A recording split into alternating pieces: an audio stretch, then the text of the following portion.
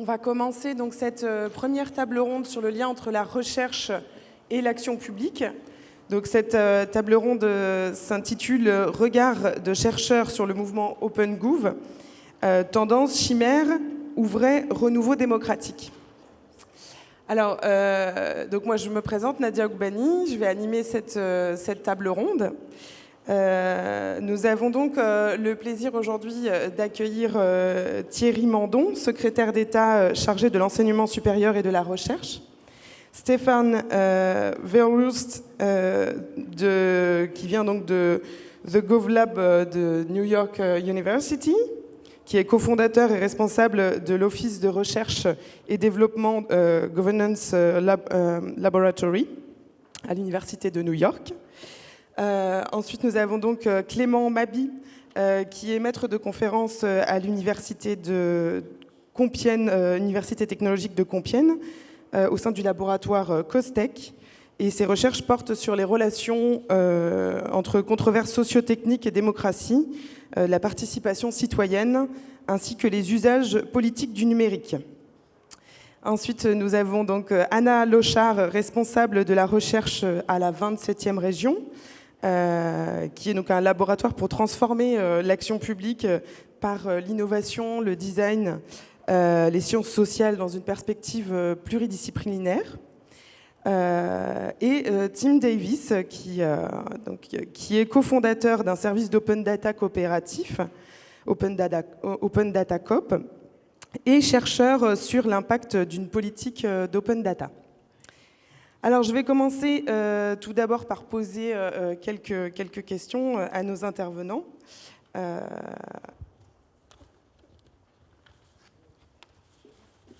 devrait aller. Alors, donc on va commencer par Stéphane.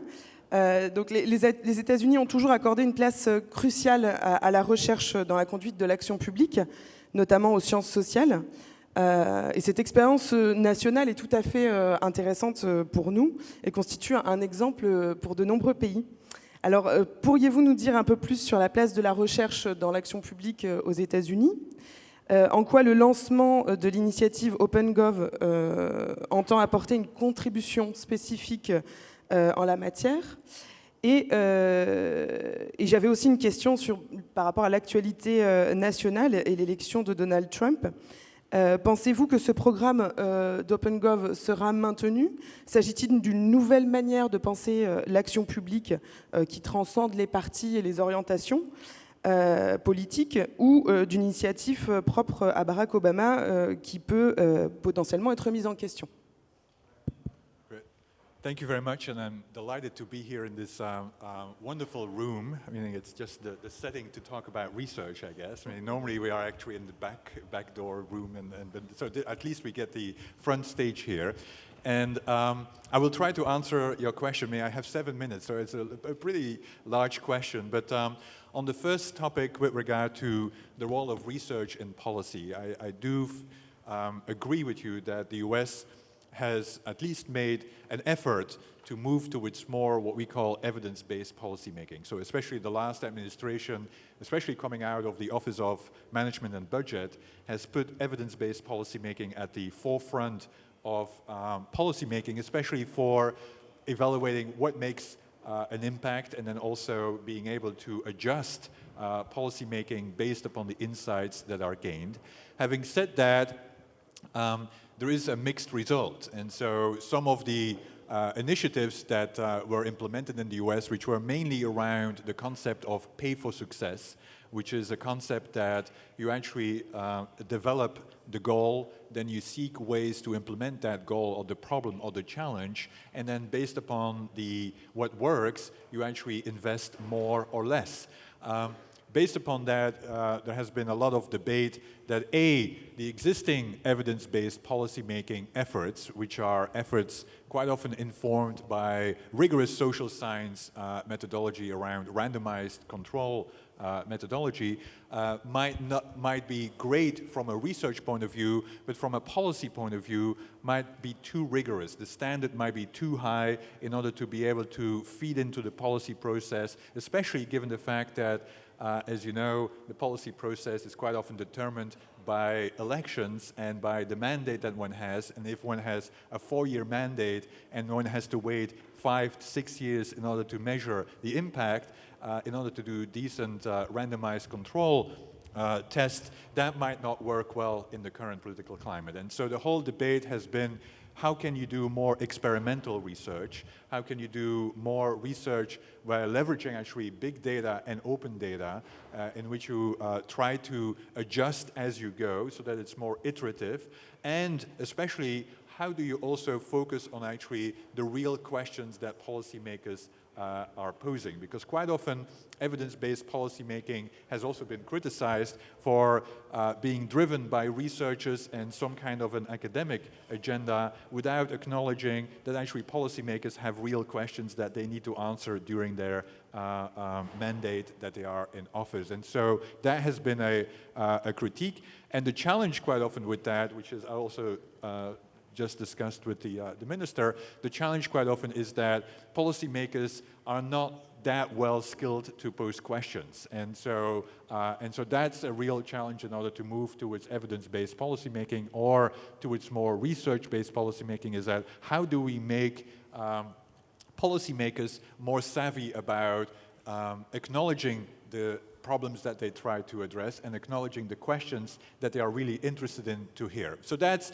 on the generic top-level discussion with regard to evidence-based policymaking. At GovLab, we were especially interested to also apply more evidence-based policymaking as it relates to open government.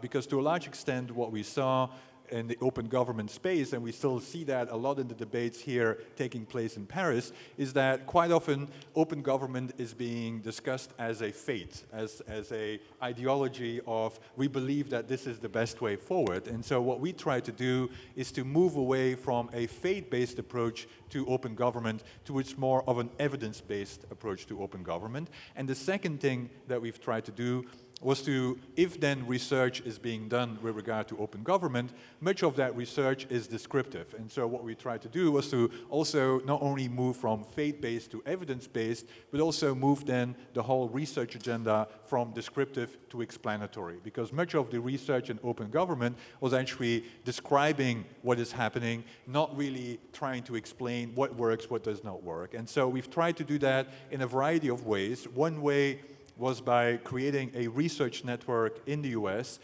which is called the Research Network on Opening Governance, where we brought together around 12 organizations and a bunch of researchers in an interdisciplinary way, ranging from people from the engineering school, people from business schools, from political science, from psychology, brought them together to really start answering questions as it relates to open government. And we try to define open government from the perspective that government, to a large extent, has two new assets that they can use in order to change the way they govern. On the one hand, data as an asset, and on the other hand, people. And how do you tap into collective intelligence? How do you engage with people? And so the research agenda of the research network is around the question, how does data and people improve government, make government more legitimate and more effective, which quite often are polarized indicators that needs to be addressed. So that's a big research agenda, and here we apply more experimental living labs kind of models in which we then try to understand what works, what does not work, and feed that into the research, or feed it into the policy cycle around open government. The second thing we've done, and I'm delighted to announce that we have an update of that platform, is to actually take stock of what has already happened. Because quite often the researcher community is fragmented as it applies to open government. And what we've tried to do was to actually provide a platform to collect the existing findings around different strands of open government. And so we launched with several partners last year the Open Government Research Exchange, which is a platform where you can actually find, at the moment, more than 600 different kinds of strands of research around the questions of open government. And so now we have a universe that we can tap into, summarize, take stock, and then reformulate questions with regard to the next edge of research. And today we have an update, so OGRX.org is the platform, and so now we have a whole series of new features, including, for instance, researches that reflect on, anyway, if you're a policymaker, what are the top 10 papers that you should read when you're making a policy in a particular field, whether it's around data, whether it's around behavioral science, and so on. So that's the OGRX update that I'm delighted to mention. Now, on the Trump question, of course, I'm in no position to reflect on what's going to happen next, and I think current and next administration officials might be in a better position to answer that question. There is one element that is for sure, that is, it's going to change. And so the question is what that change might mean remains to be seen. But I do want to make a few reflections with regard to the question. One is that much of the innovation around open government and open governance actually takes place at the state and local level. And so while clearly Trump might change the perspective on how open government is developed or even perceived at the national level, I think the next few years, the state and local level and how they act as innovation laboratories will become more important within the US from my point of view, and that's really what we need to then try to learn, because that's another key research question, is how can we learn what happens at the state and local level and then transfer that learning then to the national level. Other reflection is that we do also, from a research point of view, have to reflect more about how can you deal with volatility as a result of political regime change as it relates to open government. And so what does that mean with regard to building research infrastructures, building data infrastructures, building infrastructures of engagement as such. So I'm going to leave it here because I'm probably over time, and I see you get nervous that I might go longer. But anyway, these are just a few reflections, and more than happy to expand if appropriate. Thank you very much. Alors, je vais me tourner maintenant vers Thierry Mandon, Monsieur le Ministre. En quoi cette expérience états-unienne d'articulation de la recherche et de l'action publique vous inspire dans le contexte français? Qu'est-ce qui peut avoir tendance à freiner ou contraindre la collaboration entre la recherche et l'action publique dans le contexte français? Et voilà, vous avez fait le choix de vous engager dans des initiatives pour un gouvernement plus ouvert. Voilà, quel levier comptez-vous mobiliser pour lever ces freins? Et quelle place entendez-vous donner à la recherche dans la conduite de l'action publique, aussi bien dans la définition que dans l'évaluation des politiques? Et voilà, qu'est-ce qu'implique ce projet pour le ministère en termes de législation, de temporalité dans la conduite de l'action publique et de projets de financement spécifiques? Comme nos amis américains le savent peut-être, eux viennent de terminer une élection présidentielle et nous en commençons une.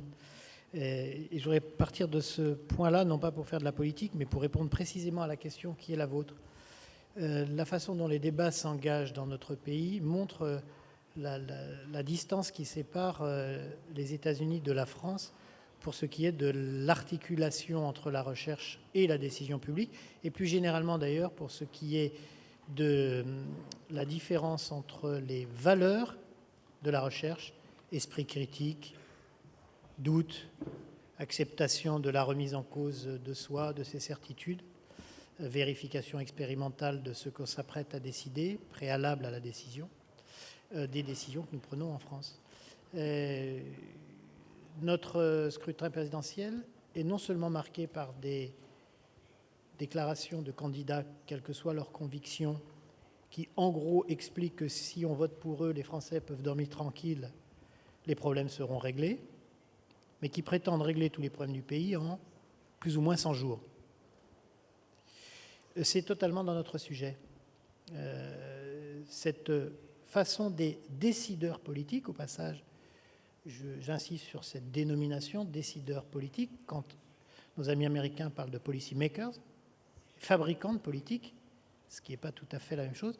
Cette vision de la politique comme lieu de certitude, d'affirmation de l'autorité,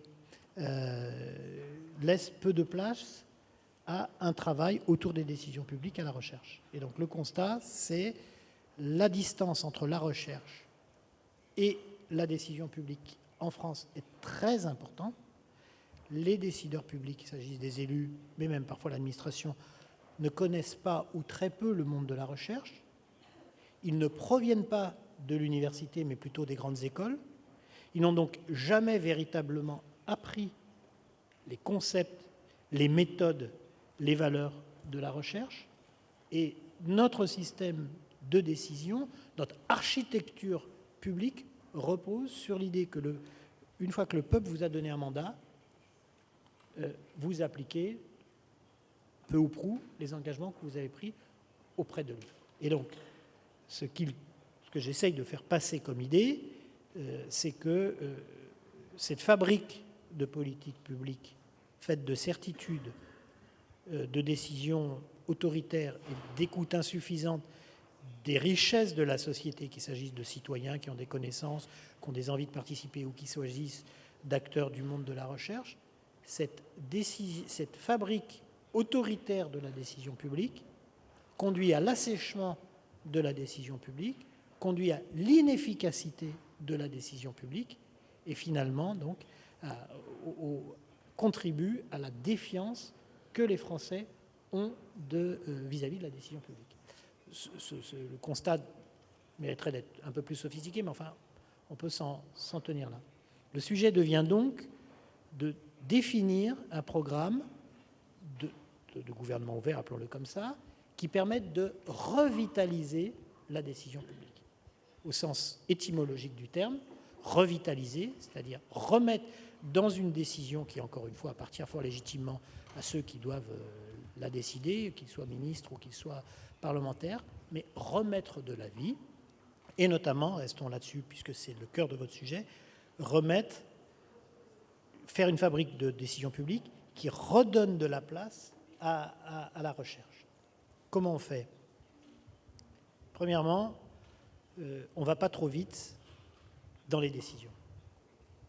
On repense la séquence qui sépare l'idée ou l'engagement politique de sa transcription en décision, qu'il s'agisse d'une loi, qu'il s'agisse d'un arrêté, d'un décret ou qu'il s'agisse simplement même d'une politique publique mise en place au niveau local. On repense ce temps-là pour réouvrir de manière la plus transparente possible les moments de consultation ou d'association des chercheurs à la décision qu'on s'apprête à prendre. Comment cela peut se bâtir ? Ça peut se bâtir, à mon sens, autour de deux outils de cette nouvelle fabrique de décision publique. Le premier, c'est l'étude d'impact, préalable à tout texte qu'on s'apprête à prendre. Et le second, outil, c'est les débats d'orientation avant les décisions. Je m'explique. C'est des choses qui d'ailleurs existent dans certains pays européens. Pour ce qui est des études d'impact, normalement, avant de sortir un texte législatif, doit être élaborée une étude d'impact qui permet en gros, de justifier les effets que vous attendez de la décision que vous vous apprêtez à prendre. C'est une règle qui a été inscrite dans la Constitution et qui donc doit rationaliser et surtout rendre beaucoup plus transparent les motivations de la décision publique. En France, cette étape-là de l'étude d'impact est quasiment inexistante. Un ministère qui prépare une loi pour le Parlement rédige son étude d'impact la nuit ou l'avant-nuit précédant le dépôt de la loi à l'Assemblée nationale. C'est la dernière chose qui est faite dans le processus.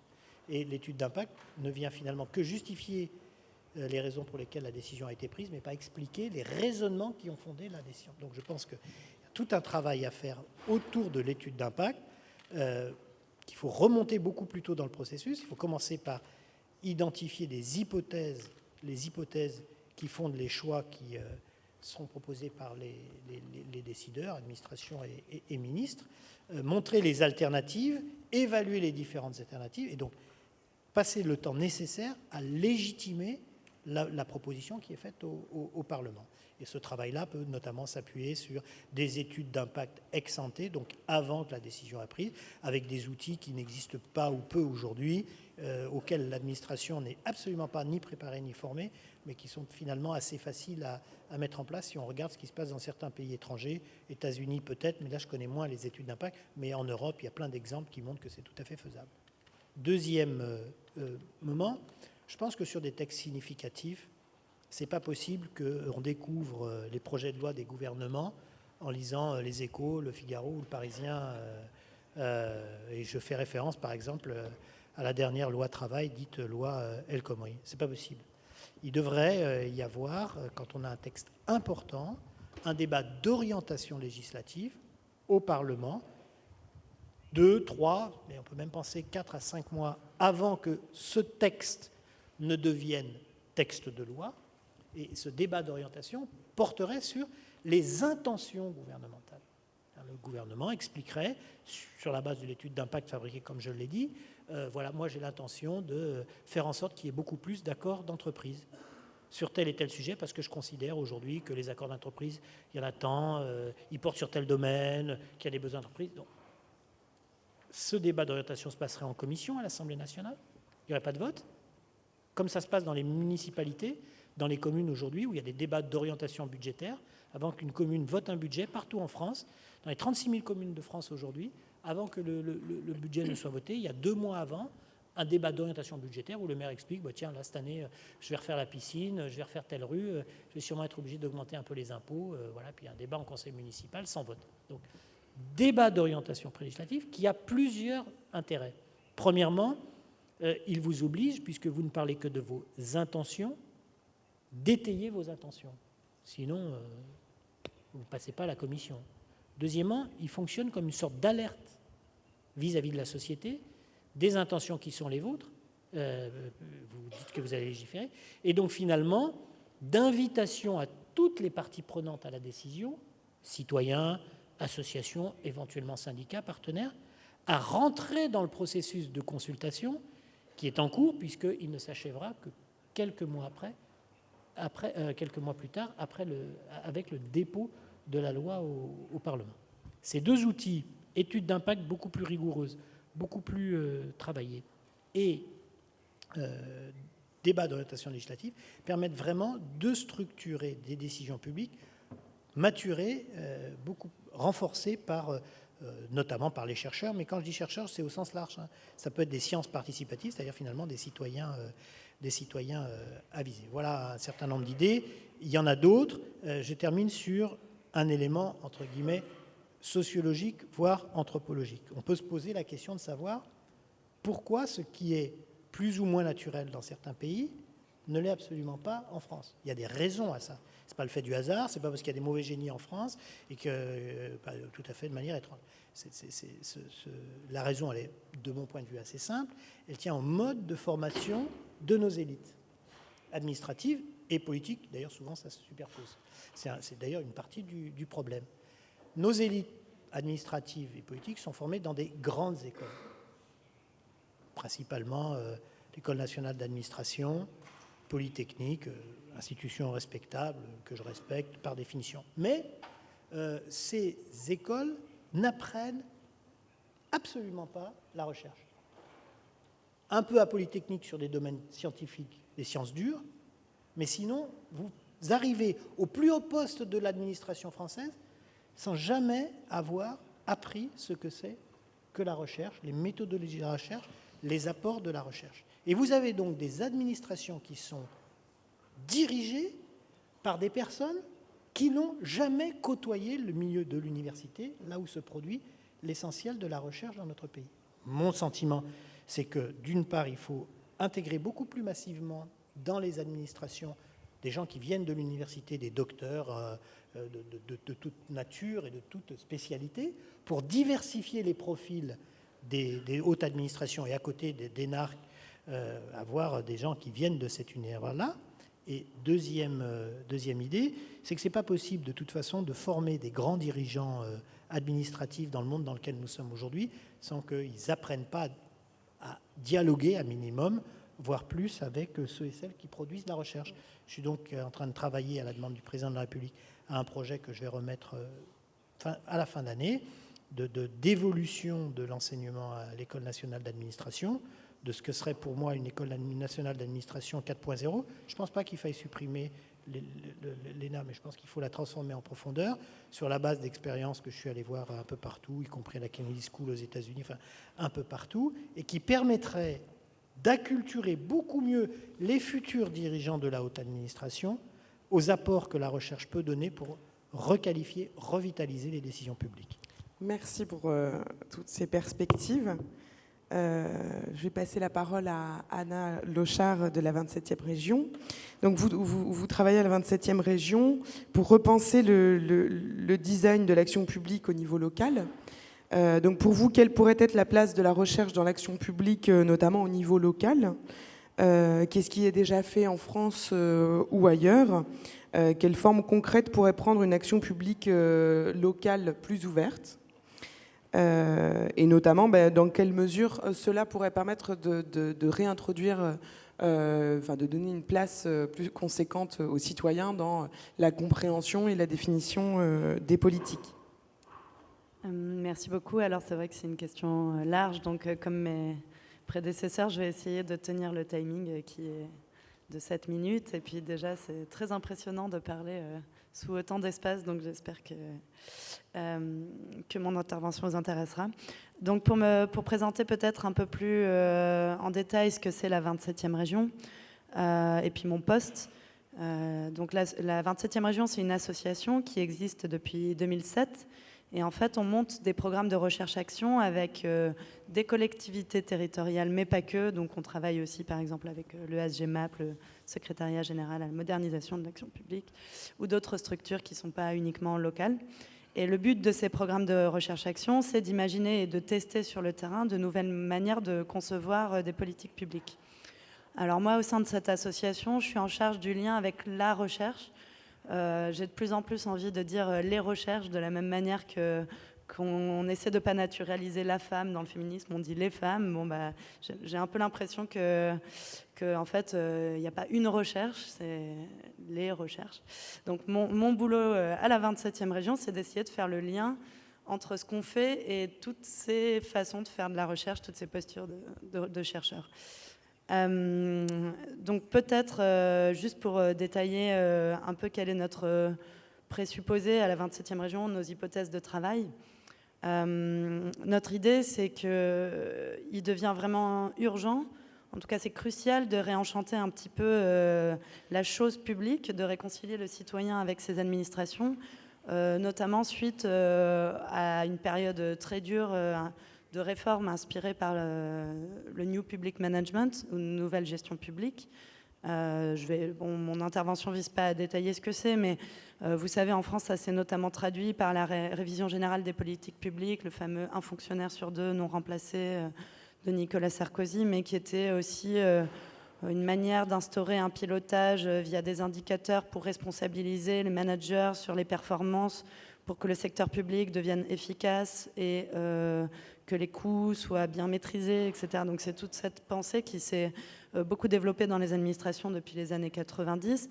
C'est pas une idéologie unique, hein, c'est un patchwork, c'est assez complexe à décrire. Philippe Bezès a consacré une thèse entière à essayer de le décrire dans la finesse, donc voilà, en 2 minutes, je vais pas réussir à le détailler. Mais donc notre idée, c'est qu'une fois qu'on a fait ce constat que cette idéologie ou ce patchwork idéologique arrivait un peu à bout de souffle, qu'est-ce qu'on a pour réenchanter l'action publique derrière, quels sont les outils qu'on a, quelles intentions on a envie de faire, avec quelles valeurs on veut porter l'action publique.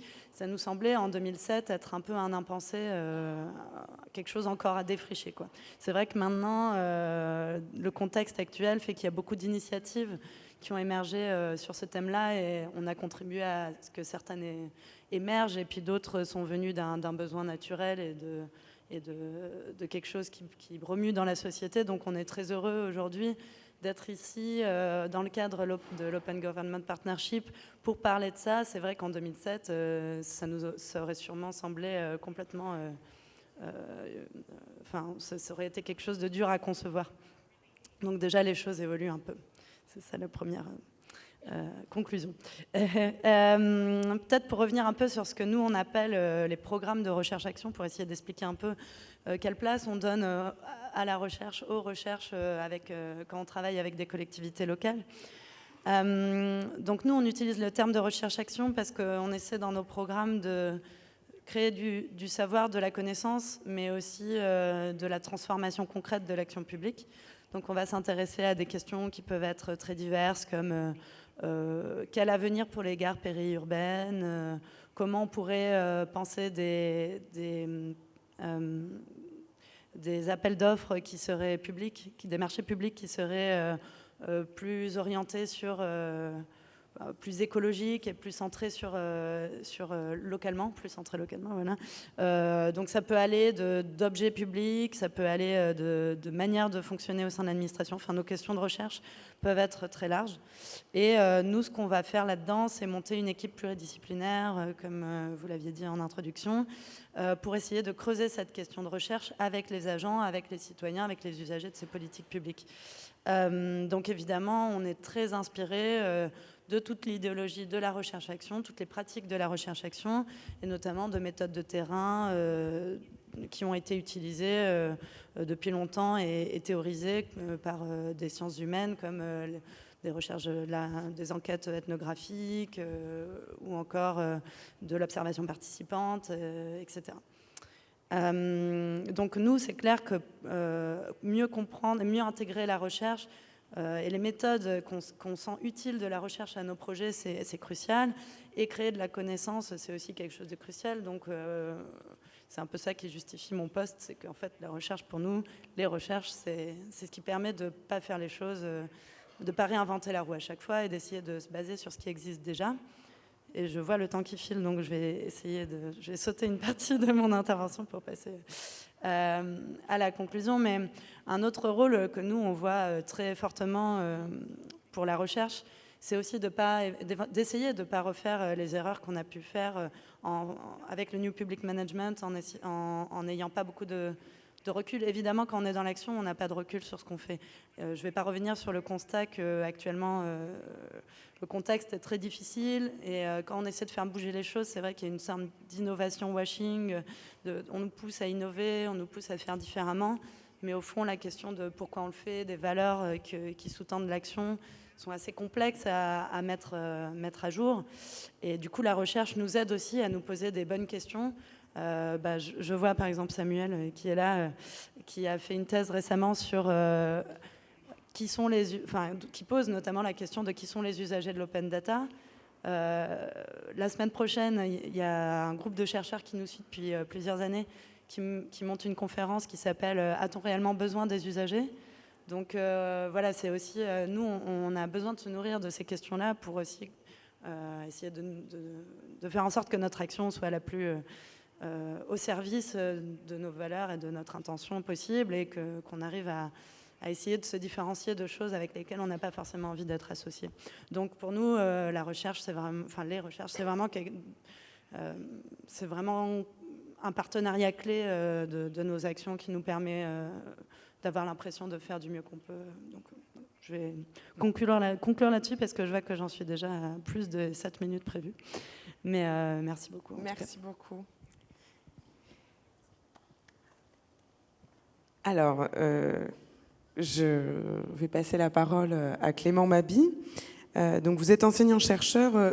Pour vous, quelle place la recherche peut avoir dans la définition et l'évaluation des politiques publiques ? Existe-t-il des conditions particulières pour qu'il y ait une forme d'articulation entre la recherche et l'action publique ? Comment le voyez-vous concrètement ? Comment les travaux de recherche que vous conduisez permettent aussi peut-être d'avoir des éléments d'illustration de ce qui se fait soit actuellement en France, soit avec des perspectives un peu plus générales ? Et voilà en quoi cette implication des chercheurs pourrait contribuer à reconfigurer la conduite de l'action publique et serait peut-être en mesure de générer du changement pour les citoyens. Bien, bonjour à toutes et à tous. Merci à tous les intervenants pour tous ces éléments tout à fait passionnants et pour cette table ronde qui aborde des enjeux assez essentiels quand on est un chercheur sur des objets qui finalement sortent du laboratoire, hein, donc, où on sent une importance finalement pour donner une portée sociale et politique à la connaissance qui est produite. Peut-être pour rentrer dans le sujet et promettre moi aussi de tenir le temps, je vais partir de ma propre expérience.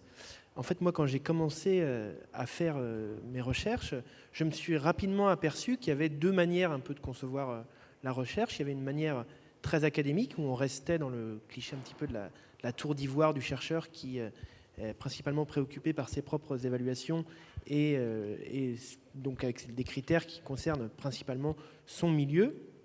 Et une autre manière qui était de se dire que la connaissance qui est produite doit être mise à disposition de ceux qui font. Et c'est ce que j'ai essayé de faire, parce que donc moi je travaille sur les questions d'open government depuis très longtemps, avec une entrée par la participation citoyenne et les outils numériques de la participation. Et je me suis depuis investi dans le collectif Démocratie Ouverte, qui est une association qui milite pour le développement de l'OpenGov en France, dans lequel j'essaye de mettre en place des dispositifs de recherche-action. Et ce qu'on se rend compte, en fait, c'est que pour un chercheur qui cherche à aller un petit peu plus loin que la production académique, il y a finalement deux grands enjeux. Il y a des enjeux sur le fond et sur la forme. Donc en fait, sur le fond, ce qu'on se rend compte, c'est que l'apport du chercheur autour de ces objets, il est principalement, comme disait Anna, de ne pas réinventer la roue. C'est-à-dire, la définition de la recherche, c'est l'accumulation de connaissances. Et souvent, on voit apparaître comme ça des objets qui sont parés de discours d'accompagnement très positifs, très disruptifs, hein, pour prendre quelque chose à la mode. Or, on se rend compte qu'il y a un enjeu essentiel à les réinscrire dans des questions beaucoup plus longues, des questions de gouvernement plus larges, plus profondes, parfois à les traduire quand ils viennent d'outre-Atlantique, pour essayer de réfléchir un peu au socle de valeurs qu'on doit identifier derrière ces outils, et pouvoir donc discuter avec ceux qui font, pour essayer d'identifier, eux, les valeurs qui mettent derrière les termes et les concepts, et essayer de nous à les confronter avec l'expérience qu'on peut avoir venant de d'autres objets. Par exemple, pour l'open government, à mon avis, gagne à être discuté au regard aussi des spécificités françaises, et qu'on s'interroge pourquoi un modèle américain qui est quand même caractérisé par des inégalités sociales assez fortes devrait être un modèle de développement pour nous. Comment finalement les valeurs qu'il porte, qui peuvent être parfois assez libérales, peuvent s'intégrer ou non dans notre système politique. Donc on voit qu'il y a comme ça tout un tas d'enjeux et à pouvoir identifier des sujets à soumettre aux acteurs. Et ensuite, donc, sur la forme, une fois qu'on a identifié des questions de valeurs, des questions de projets politiques, eh bien, comment on fait en fait pour partager ? Ce qu'on se rend compte, c'est que les chercheurs, ils ont quand même une qualité dans leur pratique et dans leur démarche, c'est d'avoir un fonctionnement relativement itératif. C'est-à-dire qu'on a l'habitude de faire circuler nos contenus à des pairs pour pouvoir les discuter et les mettre à l'épreuve. Et on se rend compte qu'en fait, c'est ça aussi, c'est ce genre de dynamique qu'il faut essayer d'insuffler avec les acteurs publics, avec les politiques, avec l'administration. C'est des démarches hybrides où différentes catégories d'acteurs se confrontent leurs points de vue, confrontent leurs éléments. Et en fait, il me semble que la place des chercheurs dans l'action publique, elle ne doit pas être celle du tête-à-tête avec le politique. Il me semble que la posture ne doit pas être celle de conseiller de l'ombre. C'est plutôt une logique de réseau où on inclut différents acteurs en recherche. Parce que je pense qu'il ne faut pas avoir la prétention dans le monde académique d'avoir le monopole du questionnement réflexif, du questionnement en tout cas de recherche. Et c'est un des enjeux pour éviter l'assèchement dont parlait Monsieur le Ministre. Cette logique hybride permet en fait d'ouvrir aussi les imaginaires politiques, hein, d'identifier différents scénarios et de s'ouvrir des perspectives peut-être qui n'avaient pas été soulevées dans un premier temps, dues à un certain nombre de contraintes de l'action concrète. Et finalement, ça pose une dernière question, et je m'arrêterai là-dessus pour être court, c'est celle aussi du statut de l'enseignant-chercheur et du chercheur qui s'investit, parce que pour le moment, l'implication dans les politiques publiques est finalement assez peu prise en compte dans le statut de l'enseignant-chercheur, dans ses critères d'évaluation, qui est basé sur 3 critères principaux: les publications, l'implication administrative au sein de l'université et la valorisation de la recherche. Alors, on peut faire passer un certain nombre de choses sous ce couvert-là, mais on se rend compte que la création de l'animation de réseaux hybrides qui demandent du temps, et pourquoi pas aussi la création de petites entreprises aussi qui permettent à visée militante de créer à la fois de l'emploi, de l'activité et de mettre en application ces recherches, et bien ce temps qui est passé par les enseignants-chercheurs n'est pas forcément toujours valorisé. Donc je pense qu'il y a une question aussi, une réflexion à avoir sur le statut de l'enseignant-chercheur pour pouvoir permettre ces nouveaux types d'implication. Voilà, merci. Merci beaucoup pour toutes ces pistes de réflexion. Je vais maintenant poser des questions à Tim Davis. Alors, qu'en est-il de la place de la recherche dans l'action publique au Royaume-Uni ? En quoi les réflexions conduites sur l'OpenGov ouvrent de nouvelles perspectives concrètes de coopération dans la manière de penser, de conduire l'action publique ? Et en quoi l'open data peut y contribuer et sous quelles conditions ? Qui peut être en capacité d'exploiter ces données ? Pour qui ? Quels en sont les intérêts et les limites ? Well, thank you very much for those great questions. And one of the challenges coming last in a panel like this is there are so many good threads to pick up on. So reflecting on the UK experience, I'll try and do that. And I think looking at the UK right now, we have a very mixed picture. We've had a lot of good progress in the use of research in public policy. We also had, during the EU referendum debate, one of our politicians say we've had enough of experts, and a real backlash against expertise and research and evidence in policy making and debates. And in fact, that Brexit debate was relatively fact-free, and our public discourse was not one driven by evidence and informed public, but was one driven by a lot of untruths, essentially, and I think that presents us a real challenge. Yeah, interestingly, that challenge of experts is a long-standing one. I was reading earlier this year John Agar's book, The Government Machine, that traces the history of government computing, but looks at this split in the UK civil service between generalists and specialists. And our civil service has always been one that's been generalist. People move around, they don't become specialists, and specialists are often seen as quite problematic. So John Agar traces a history in which, over time, specialist units, in his case, working on government computing and technology, emerge, become established, and then sort of get squeezed out by the government machine that can't quite cope with this specialist function. And I think we're seeing that happening right now with the sort of operational research methods of groups like Government Digital Service, who've had a lot of success in bringing iterative, research-driven work, user research-driven work into government, but are also now finding a struggle to see how that sustains inside a generalist civil service. And I think that's a really interesting challenge when it comes to research. But it does pick up on this theme that I think's come up in a number of the presentations about what kind of research is driving policy. So we can have the big academic research that's about large questions of facts and values and is long-term and broad. And then we also have the research skills being used in the day-to-day, gathering data, assessing it, whether that's qualitative or quantitative, testing things out, iterating on what we're doing, whether that's action research or more kind of testing-based work inside government. I think we've seen a real growth in that, and that's got a lot of potential, and if we can promote that skill set inside government, we can see many benefits to be brought, but that has to be paired as well with the bigger scale research that asks questions of value, that sets direction, because that's about how do you implement an objective once it's been set, but it's not so good at weighing up, is this the right objective, is this where we should be heading.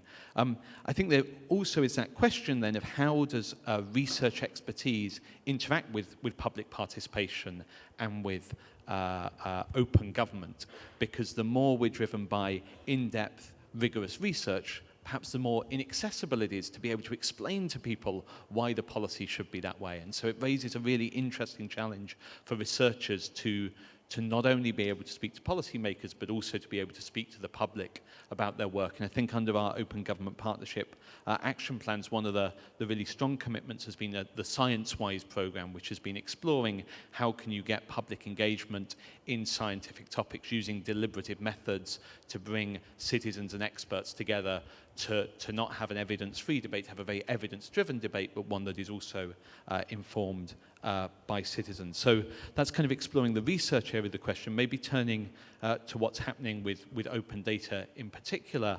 I think we're seeing a real split in what's going on. We're seeing lots of efforts to build an accountability infrastructure of open data on company ownership, public contracting, other things, but with a real focus perhaps on opening up the intersection between the public sector and the private sector to scrutiny and accountability, but not so much opening up state policy making. So right now we have massive reform to the National Health Service being pushed, but secret plans being developed in local areas where transformation plans for the NHS are being withheld from public debate and public scrutiny, partly because these are tough decisions to make, and we've not worked out how do we make tough decisions, politically tough decisions, in the open. It's been very easy to do when it's about participatory budgeting to spend new money.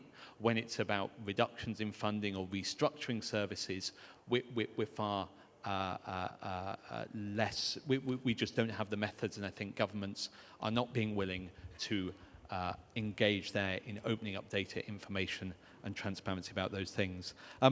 But right down with the open data that's becoming available at the operational level, I think it opens some really interesting opportunities for citizen research in both policy making around procurement, say, of what the project should be, opening up all those research studies to the Commission before you build a new school or hospital.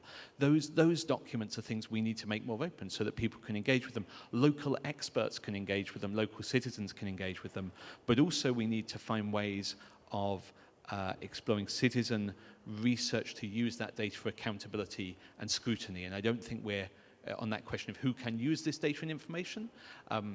It's becoming more accessible, but the question is, why would you? How do you get motivated to do that? And that's not about the armchair auditor who sits at home on their own. That's about the community group who get together with skill building from people looking at action research, citizen research skills, use that information to become informed and to become organized to act. And I think that's the gap we've still got, is we've got the information, but we're not doing the capacity building and the research skill building to interrogate that, ask questions about it, and then use it for social action. Thank you very much. Alors, il nous reste quelques minutes pour des questions. Oui. Il y a une question là, mais je sais pas. Oui, je sais pas. Allô, bonjour. Je suis en haut. Je suis juste au haut de l'hémicycle. J'avais une question pour monsieur Thierry Mandon. Pardon, je me lève. Je me présente, je m'appelle Cécile Logan. Je fais partie de l'équipe de recherche qui évalue le plan d'action national de la France.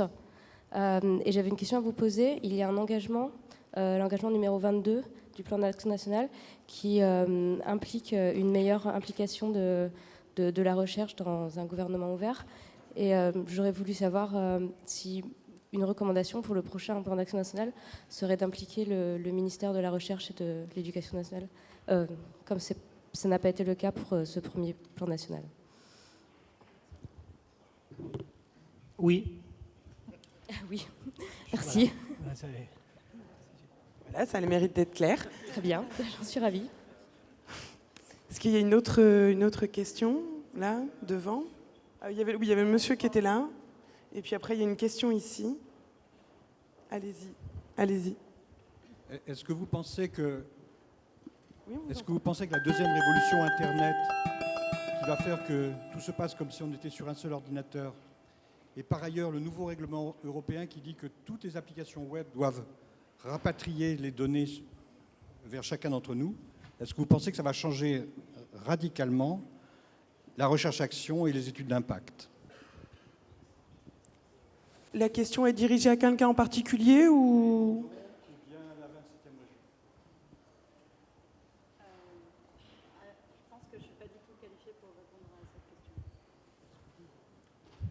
Moi, je ne peux pas répondre du tout. C'est pour ça que j'ai besoin de chercheurs, pour m'aider à comprendre et à anticiper ce que ça peut produire.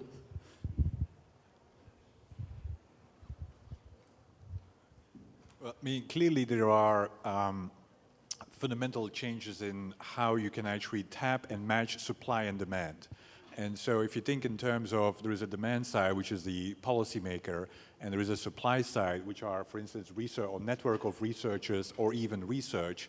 I think we're getting, as a result of investment in technology, we're getting better platforms to actually match that supply and research. Having said that, you still need to have a whole culture of questioning, which is exactly what the minister was emphasizing. Plus, which is again what I liked what the minister was saying, you need to have a level of accountability. That have you actually gone the extra mile to find out what the research says? And so absent that, you can have many investment in infrastructure and the next generation of infrastructure, it's not going to happen. So you need to have those variables in place before you actually have this matching of supply and demand. That would be my response. But there might be other questions. A very quick question, if I may, a very quick question. My name is Alberto Alemanno. I'm a professor of law at HEC Paris. I've been working on many of those issues over time. So congratulations, it has been an excellent panel.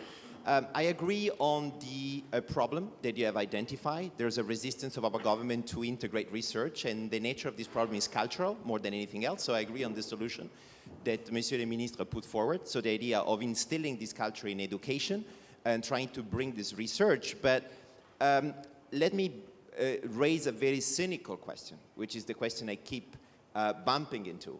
Which are the incentives today for an elected representatives to actually integrate the best research in the policy making and to ensure that something works in a world which is very much characterized by being post-truth? So facts don't really matter. And this, I think, was a bit the elephant in the room during the conversation.